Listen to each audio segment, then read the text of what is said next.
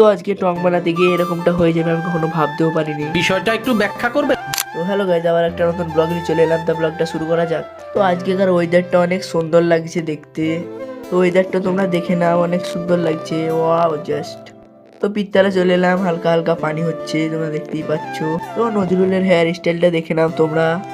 তো শুভ বললো টংটা বানাতে হবে, তাই চলে যাবো এখন বাজার পেরেক কিনতে। তো চলো যাওয়া যায়। তো আমরা তিনজনে মিলে বাজার চলে যাচ্ছি এখন। আমি, শুভ অ্যান্ড নজরুল চলে যাচ্ছে বাজার সবাই মিলে। তো চলে এলাম বাজার। তা শুভ পেরেকটা কিনে নিচ্ছে, তোমরা দেখতেই পাচ্ছ। পেরেকটা দেখে নাও তোমরা, পেরেকটা। তো চলে এলাম আমরা যেখানে টংটা বানাচ্ছি, এই জায়গাটাতে টং বানাচ্ছি। টংটার লোকেশনটা অনেক সুন্দর, তো তোমরা দেখতেই পাবে পরের ভিডিওতে। শুভকে তো দেখতেই পাচ্ছ কাজ করছে অনেক সুন্দর। আর শুভ, আমি এবার বাঁশ ঝুড়তে লাগলাম, তোমরা দেখতেই পাচ্ছ।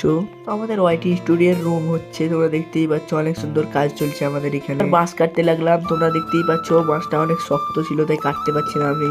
চলে গেছিলাম নজরুলের বাড়ি গজাল আনতে, তো গজালটা নিয়ে চলে যাচ্ছি বাড়ি। আর ভিডিওটা যদি ভালো লেগে থাকে তো like, comment, share and subscribe করে দিবা তাড়াতাড়ি করে।